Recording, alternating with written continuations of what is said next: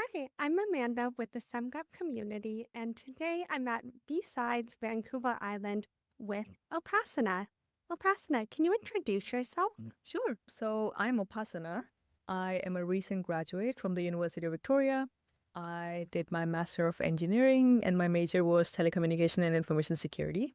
I'm currently working at SAP as a product security specialist. Apart from that, I serve on the board for the ISCA Victoria chapter and BSides Vancouver Island. I'm a fencer, so that's something I do in my free time. So, you work in product security. Can you tell us a little bit about what that means? Sure. SAP is basically a software-based organization. Every software has bugs in it. Every software has issues in it. For the most part, it's just us making sure that those softwares are patched and protected from the bad guys. Fantastic. So, a part of that would be bug bounties. Can you tell us what a bug bounty is and what makes for a good bug bounty versus a bad one? Bug bounty is basically paying people to hack us, responsibly come back to us and tell us, and we pay them in return. A bug bounty program is researchers reporting their security findings, us validating those findings, and then paying them. The bug bounty scene comes with certain rules and regulations. Firstly, you have to make sure that whatever you're trying to break into is a part of the scope and that you're not breaking the wrong thing, because that's going to be bad. Second thing would be severity levels. For example, we have informative, low, medium, high, very high. That's something that you'd want to look into. If it's something critical, it might need immediate attention. But if it's something okay, we can maybe patch it in the next quarter. That's not something too bad. You also mentioned that you volunteer with ISACA as well as BSides Vancouver Island. Can you tell us a little bit about that?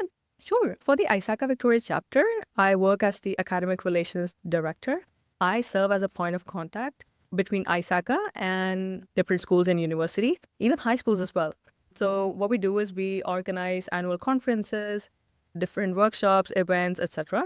And for the most part, like if I talk about the annual conference, it's targeted towards basically anybody who wants to get into cybersecurity or switch careers. I promote the conference, I promote the events, and I keep in touch with different university professors, students, so that we can provide them with the help they need. I think conferences are a great way to meet people, get referrals, and just step up.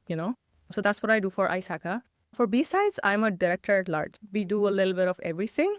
For example, this year, I think I did a lot of promotion for the BSides conference amongst different schools, like we have Yobe, Kamosin. Apart from that, our responsibility is also to bring in sponsors, arrange the venue, reach out to speakers. We did call for speakers, call for volunteers. So these are basically the responsibilities for a board member. Awesome. So, if people want to learn more about you, where should they go? I'm pretty active on LinkedIn. I think that would be a good place to start because I think I post almost every couple of days. I think it's unhealthy at this point in time. But I think yeah, you can find me on LinkedIn. If you're around Vancouver, I'd be more than happy to go out for a coffee or just have a conversation on LinkedIn. Thank you so much for joining me. Thank you so much for having me.